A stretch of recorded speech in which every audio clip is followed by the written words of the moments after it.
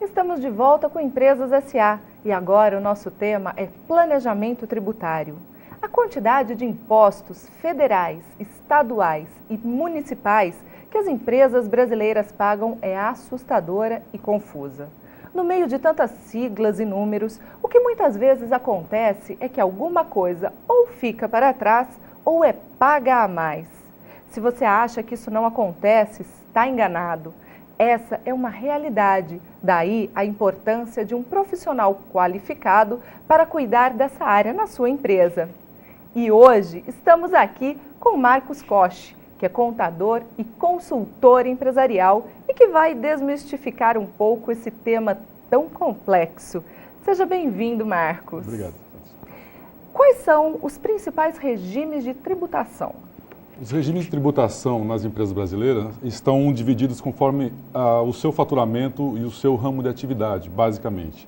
Eles estão divididos em empresas do lucro presumido, lucro real e lucro arbitrado. E para as pequenas empresas é o sistema simples.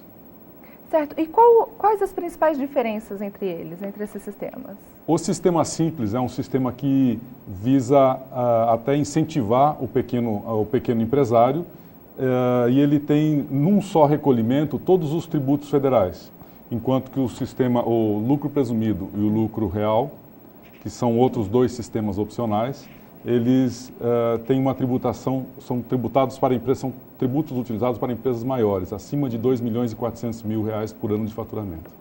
E quando que a empresa deve optar pelo regime tributário? Logo no início da empresa, toda empresa tem que fazer uma opção.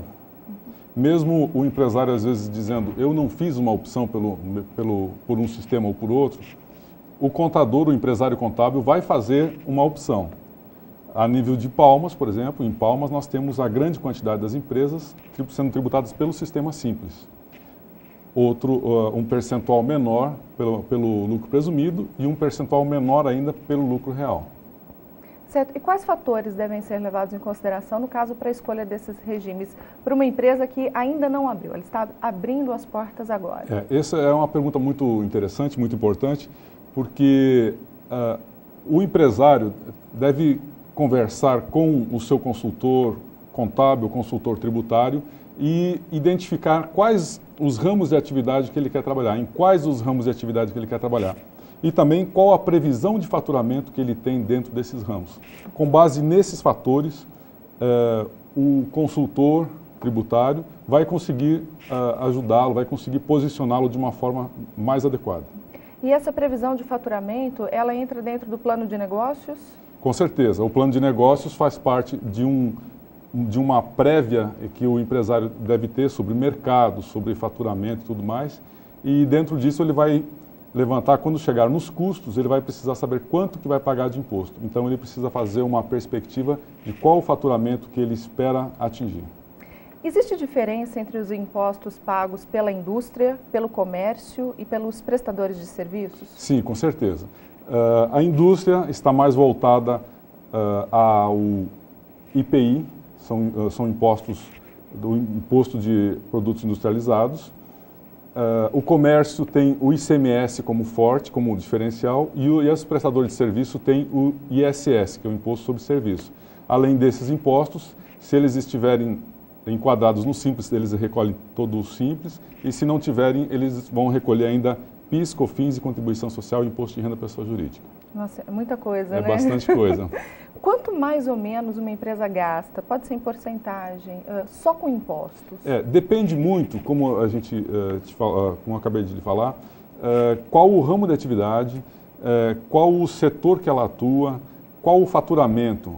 O que nós podemos verificar é que, em matéria de carga tributária, eu acho que é isso que interessa nessa pergunta, nós estamos chegando quase a 40% do PIB brasileiro. Nessa última segunda-feira, o poder público brasileiro atingiu a cobrança de 800 bilhões de reais de impostos. Isso está no impostômetro, que foi um método de cálculo que é um contador de quanto nós pagamos de imposto, que encontra-se na Avenida Paulista. E na última segunda-feira eu estive acessando para verificar o quanto é que a gente está gastando. quanto os brasileiros estão pagando, e na última segunda-feira chegou a 800 bilhões de reais. Então, para você ter uma ideia de quanto de impostos nós estamos pagando. Realmente é muito alto. E agora vamos para uma pergunta um pouco mais prática, com relação ao imposto de renda. Sim. A empresa, no final do ano, ela vai fazer a divisão de lucros entre os sócios. Ok. Incide algum imposto em cima disso ou ela vai pagando conforme ela for emitindo as notas? A distribuição de lucros, observado alguns critérios, como, por exemplo, não ter débitos com Receita Federal ou com INSS e não ter débitos fiscais. Se a empresa não tiver débitos fiscais, ela pode fazer uma distribuição de lucros sem tributação. Não existe tributação. Até 88, nós tínhamos uma tributação de 15% sobre esses lucros. A partir de então, não é mais cobrado nenhum tributo em cima da distribuição de lucros. Certo. E só para esclarecer, você disse várias vezes aqui agora sobre o lucro presumido, o lucro real. Sim. Qual é a diferença entre eles? O lucro presumido é um percentual fixo que o governo estabelece sobre o faturamento. Dependendo do faturamento da empresa e dependendo da atividade dela, o empresário vai pagar um percentual fixo sobre o faturamento, independente se ele tiver lucro ou prejuízo. A base de cálculo é o faturamento. Já o lucro real leva em consideração o lucro efetivamente ganho, ou seja, se caso o empresário tiver prejuízo, ele não vai pagar imposto de renda e contribuição social. Só que a gente alerta que a documentação, principalmente nós trabalhamos há mais de 20 anos no Tocantins, a documentação para provar esse prejuízo tem que ser idônea e hábil. Quer dizer, eu não posso levar um recibinho qualquer, alguma coisa, e dizer, olha, contabilize como despesa, uma despesa que eu tive. Não, tem que ser documentação idônea para poder, tem que ser uma nota fiscal, um recibo de uma pessoa física e assim por diante. Você tocou num ponto interessante, recibo. O recibo, ele vale para a prestação de contas das empresas?